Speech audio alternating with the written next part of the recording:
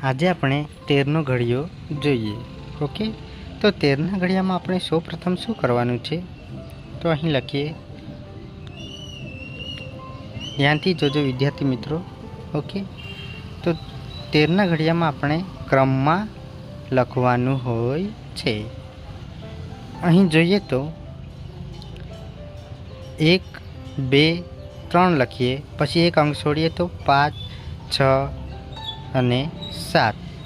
Okay, પછી એક અંક છોડીએ તો 9, 10, 11 અને પછી એક અંક છોડીએ તો અહીં 13 આવશે। બરાબર છે।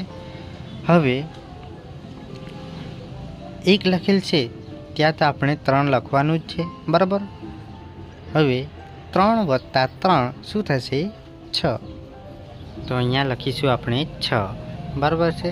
6માં 3 ઉમેરીએ તો 9 થશે, જે અહીંયા લખીશું। બરાબર। આ 9માં આપણે 3 ઉમેરીએ તો કેટલા થશે? 12।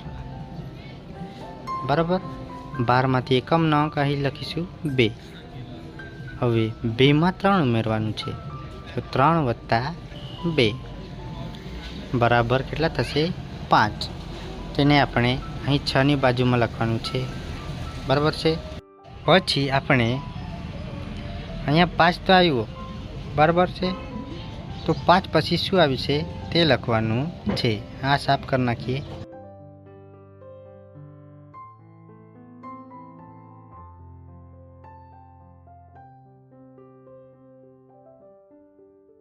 અહીંયા 5 લખેલ છે। બરાબર। તો 5માં આપણે 3 ઉમેરવાનું છે। ઓકે, તો 5માં 3 ઉમેરીએ તો કેટલા થશે? 8 ને?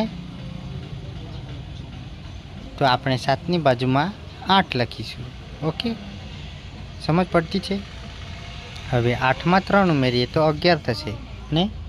11માંથી એકમનો અંક 1 લખીશું, તો 9ની પાછળ 1 ખાઈ જાય। પછી 1 + 3 બરાબર 4 થશે, તો 104 લખીશું અહીંયા। બરાબર છે ને? પછી 4માં જો 3 ઉમેરીએ તો કેટલા થશે? 7 ને? તો 117 અને અહીંયા તો 0 લખવાનું જ છે। બરાબર છે। આમ આપણો 13નો ઘડિયો કમ્પ્લીટ થાય છે। આવા જ વિડીયો જોવા માટે ચેનલને લાઈક અને સબસ્ક્રાઈબ કરી આપજો। Thank you.